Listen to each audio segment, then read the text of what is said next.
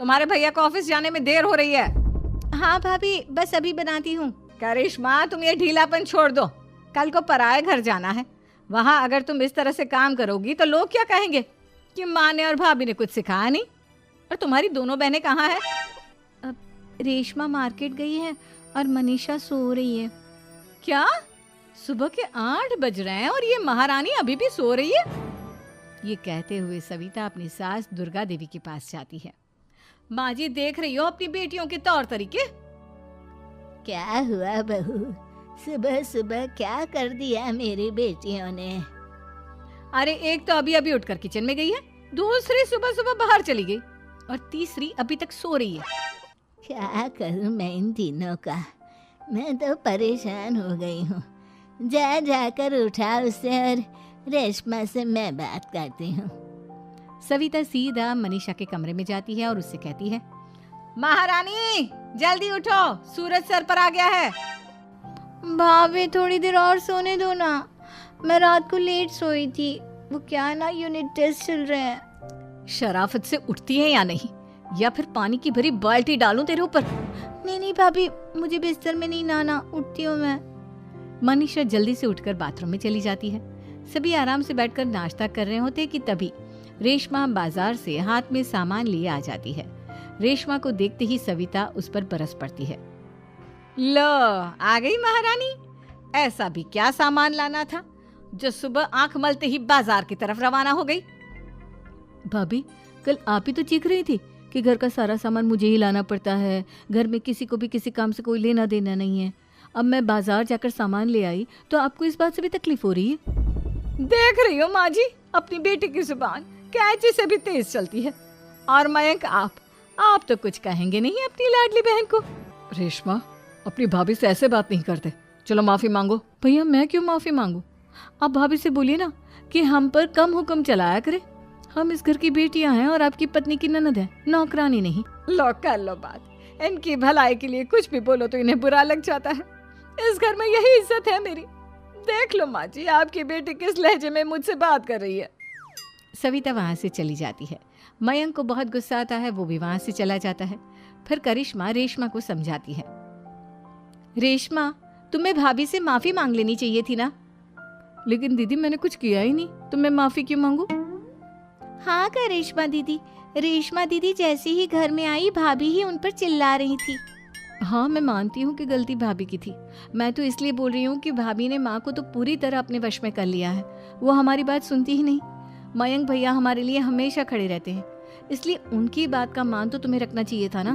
कोई फायदा नहीं दीदी, कुछ दिनों की बात और है, भाभी उन्हें भी हमारे खिलाफ भड़का देंगी। फिर वो भी माँ की तरह हमारी किसी बात का विश्वास नहीं करेंगे। इसी तरह सविता अपनी तीनों ननदों को किसी न किसी बात पर परेशान करती रहती थी। एक दिन मयंक अपनी तीनों बहनों के लिए गिफ्ट लाया। करिश्मा, ये तुम्हारे लिए हार का सेट। रेशमा, तुम्हारे लिए सुंदर सी ड्रेस। और मनीषा, तुम्हें किताबें पसंद है ना, तुम्हारे लिए किताबें लाया हूँ। थैंक यू भैया। थैंक यू भैया। थैंक यू भैया।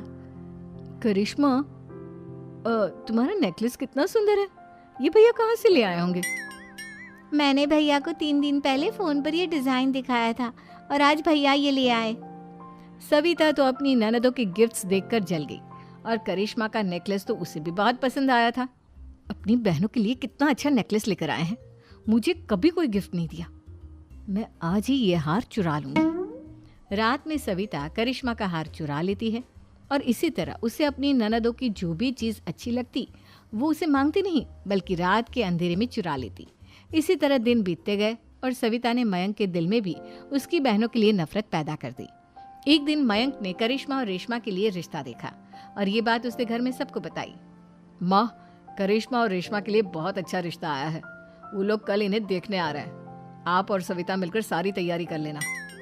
ये सुनकर करिश्मा और रेशमा खुश हो जाती हैं, लेकिन सविता सोचती है, अगर इन दोनों बहनों की शादी हो गई तो घर और बाहर का काम कौन करेगा? मनीषा तो 1 नंबर की कामचोर है, उससे तो किसी बात की उम्मीद लगाना ही बेकार है। मुझे इस शादी को रोकना होगा। अगले दिन सभी लड़के वालों के स्वागत की तैयारी करने में लगे होते हैं। तभी मयंक अपनी बहनों से आकर कहता है, तैयार हो गई तुम दोनों? देखो, दोनों लड़के बहुत अच्छे हैं, मैं कोई कसर नहीं छोड़ना चाहता, इसलिए तुम उनके सामने अच्छे से बिहेव करना और अपनी भाभी से लड़ने मत लग जाना। करिश्मा, तुम वो नेकलेस पहन लो ना जो मैं तुम्हारे लिए लाया था। भैया मैं बहुत देर से वो नेकलेस ढूंढ रही हूँ, लेकिन मुझे मिल ही नहीं रहा। क्या तुमने नेकलेस खो दिया? तुम्हें पता भी है वो कितना महंगा था। तुम कोई काम ढंग से नहीं कर सकती। मयंक गुस्से में वहां से चला जाता है। थोड़ी देर बाद लड़के वाले भी आ जाते हैं। वो दोनों बहनों को पसंद कर लेते हैं और रिश्ता पक्का हो जाता है। लेकिन सविता के दिमाग में तो कुछ और ही खिचड़ी पक रही थी। वो पंडित जी के पास करिश्मा की कुंडली लेकर जाती है और उन्हें पैसे देकर करिश्मा की कुंडली बदलवा देती है। जब लड़के वालों के पास करिश्मा की कुंडली जाती है तो वो दुर्गा को फोन करते हैं। बहन जी, हमने करिश्मा की कुंडली अपने पंडित जी को दिखाई थी। आपकी बेटी की कुंडली नहीं बल्कि दोषों का पिटारा है। देखिए, मैं और मेरे पति इन सब बातों में बहुत विश्वास करते हैं, इसलिए हम आपकी बेटी से अपने बेटे की शादी नहीं करा सकते। इस तरह करिश्मा का रिश्ता टूट जाता है और सभी घर वालों को बहुत दुख होता है। अब कविता सोचती है, चलो करिश्मा का तो रिश्ता टूट गया, अब रेशमा का भी रिश्ता तोड़ना है। क्या करूं? अब सविता आवाज बदलकर किसी अननोन नंबर से रेशमा के होने वाले ससुराल में फोन करती है। हेलो, मैं कौन हूँ कौन नहीं ये आपके लिए जानना ज़रूरी नहीं। बस इतना सुन लो कि रेशमा का 2 साल से किसी के साथ अफेयर चल रहा है। बस रेशमा का रिश्ता तोड़वाने के लिए सविता का इतना कहना काफी था। अब रेशमा का भी रिश्ता टूट गया। मयंक और दुर्गा देवी ने रेशमा को खूब खरी खोटी सुनाई और उससे बार बार उस लड़के के बारे में पूछने लगी। आप दोनों मुझे क्यों परेशान कर रहे हो? अरे कोई लड़का होगा मेरी लाइफ में तो मैं बताऊंगी ना। जब कोई है ही नहीं तो कहाँ से लाऊं मैं कोई लड़का? तो तेरे होने वाले ससुराल वालों को फोन किसने किया था? माँ, मैं नहीं जानती किसने फोन किया था, मैं सच कह रही हूँ। मैं तो पहले ही कह रही थी इसकी लगाम खींच कर रखो, लेकिन मेरी सुनता ही कौन है। आप चुप रहिए भाभी, ये सब आपका ही किया धरा है।